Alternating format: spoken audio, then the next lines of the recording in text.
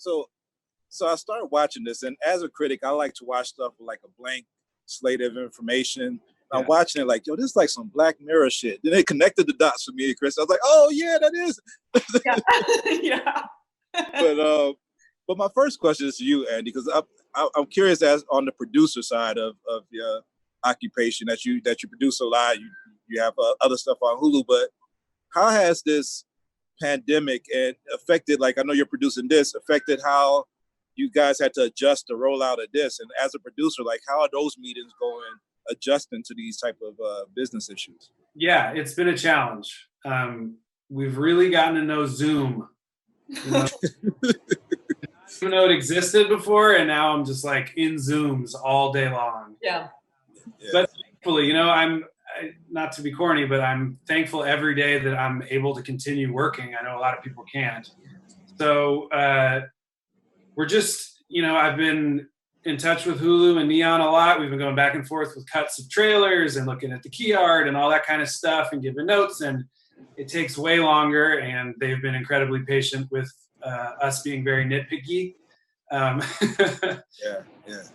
But, you know, thankfully we had a little bit of a runway, and, you know, we got to choose our release date. So we really gave ourselves time to make sure we got it to a place we were happy with. But it's been a challenge for sure. Chris, I know this might be, you know, a stereotype or something, but why do you think men don't enjoy going to weddings like women do? Like it seems like it's a wedding, a woman, she enjoys going to see it, but it's always seems to be a consternation for a lot of men, I'll say. Really? I have not I've experienced that more with women at weddings. I think that weddings bring out a lot of big emotions in people. I think that like I've experienced at weddings, like everyone goes to a wedding regardless of like men, women, and they're just like, and where am I in my life? Like it like makes everyone sort of be like, and what am I doing? And like if you go while you're in like a relationship, or you just gotten out of one, or you're like want to get in one, like it makes people feel a lot of big feelings. And then that can spill out in like very interesting ways. For sure. I'm interested.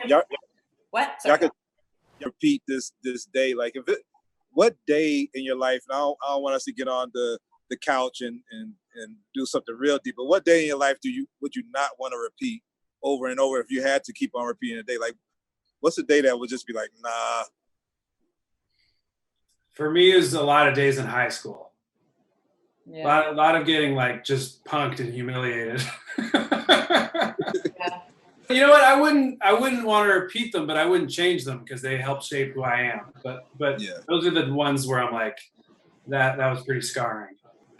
That's a really good point. I feel like that in about middle school. I had like no friends and was relentlessly bullied and shoved in lockers and like, really? because I had a buzz cut and a mustache and like everyone was horrible to me and like shoved me in lockers and no one would be my friend. The only kids that were nice to me were the theater kids.